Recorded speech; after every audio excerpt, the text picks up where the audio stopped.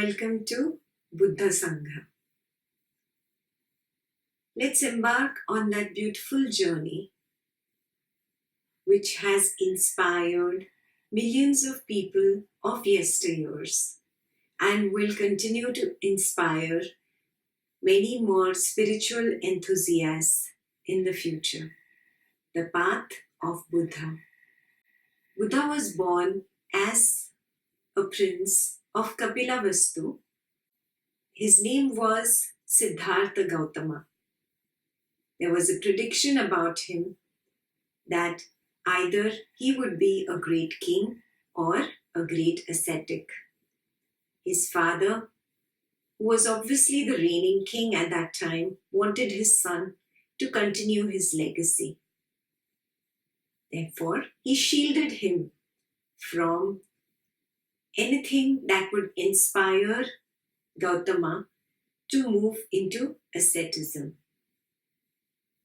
He shielded him from all the suffering of the world, all religious practices and religious traditions. But Siddhartha Gautama encountered that which would lead him to enlightenment. He encountered old age, sickness, disease, and asceticism, all that was hidden from him in his growing years. When he came upon that, he got into a pensive mood and then started wondering about the truth, about reality. There began his search. He left the kingdom and set out on the search for truth. He noticed there is suffering. The mind itself is suffering. And he wanted to find a cure for this disease called suffering. He noticed that the suffering is caused by the mind itself. So his beautiful path led him to 6 years of internal research.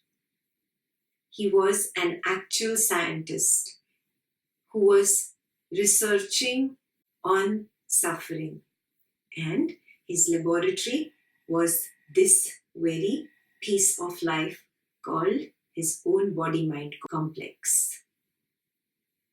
Now, where do we begin the study of the teachings? There is a vast ocean of Buddha's teachings out there, and the right place would be the Suttas that were directly given by the Buddha himself. These are the English translations of the Pali Canon. This first book that I am showing you is called Majjhima Nikaya. We will start with certain suttas from 4 books. This is the first. The link will be provided below for you to order these books. Even if you don't want to order them, every week the video will be accompanied by a PDF of the sutta itself. This is the second book called the Samyutta Nikaya. The third book is called Anguttara Nikaya. This is one of the special books because it contains teachings that Buddha gave to the householder, and it is the thickest book. So the householders out there have a lot of teachings that they need to follow. And the last of the 4 books is Digha Nikaya. These have the longest discourses of the Buddha. So we will study from these 4 books all those teachings that will help us realize that the suffering is caused by the mind, in the mind, to itself. It has got nothing to do with external people, situations, and things. The more the mind blames external people, situations, and things, the more it wallows in the pus of suffering. The only way to end this suffering is to find the root cause of the suffering. Once you find the root cause, then only can you eliminate that root cause.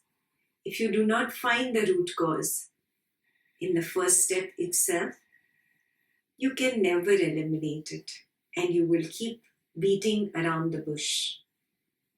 Buddha kept beating around the bush for 6 years of his research.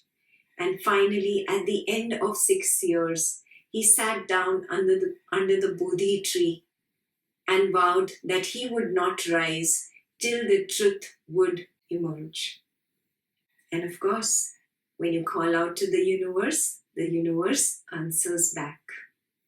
The truth emerged, and Buddha was enlightened. He found the way out of suffering. Come, let's learn how to find our way out of this suffering. Be ready for a long journey, but definitely a fruitful one. See you in Buddha Sutta class. May you be at peace.